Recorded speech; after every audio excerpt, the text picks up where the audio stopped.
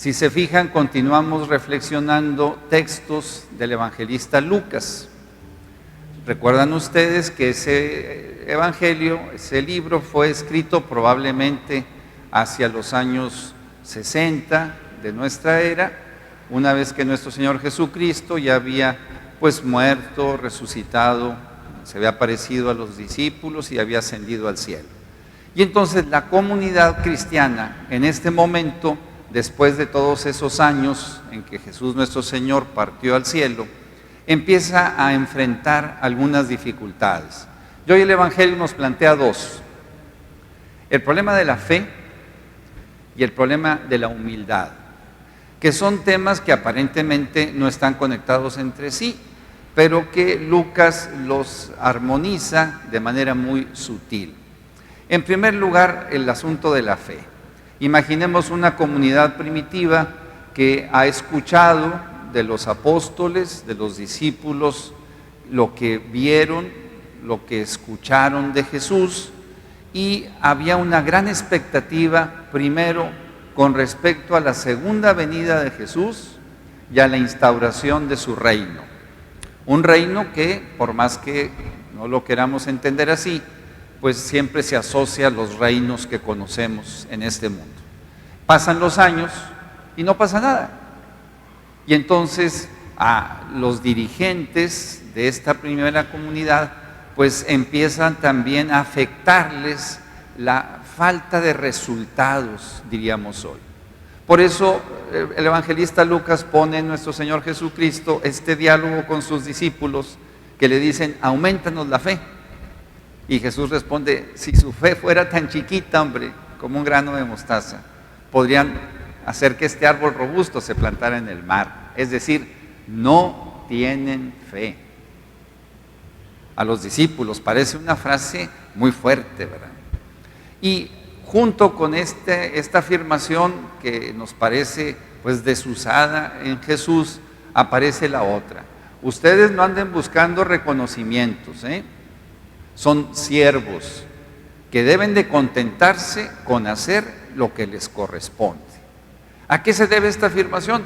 A que también los líderes, los descendientes, digamos, de los discípulos, estaban esperando también, como decimos hoy, el ser valorados como personas que tenían el encargo de transmitir aquella herencia que Jesús les había dado.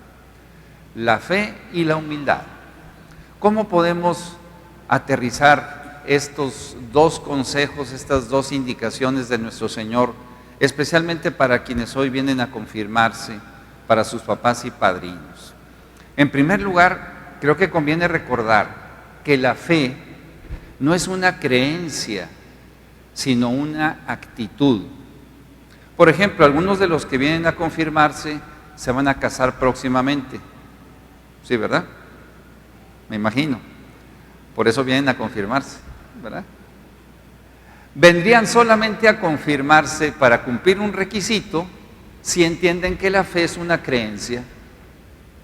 Pero si asumen la fe como una actitud de la persona toda que confía en Dios nuestro Señor y que quiere seguirlo a través de este sacramento de la confirmación y del matrimonio, estamos ante un planteamiento diferente, ¿verdad?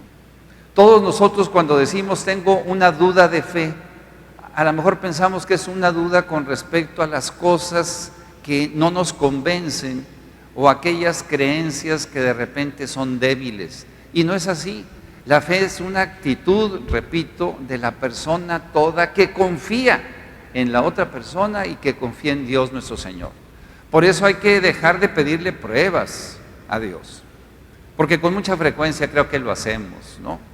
Tenemos alguna dificultad, algún problema, una enfermedad, nos falta trabajo y queremos que Dios nos demuestre, de acuerdo a lo que nosotros creemos, que Él está con nosotros. Y la fe no, es una actitud de confianza en que Dios nos va a acompañar siempre de acuerdo a lo que nosotros también podamos ir intentando. Y junto con ello, decía, viene el tema de la humildad.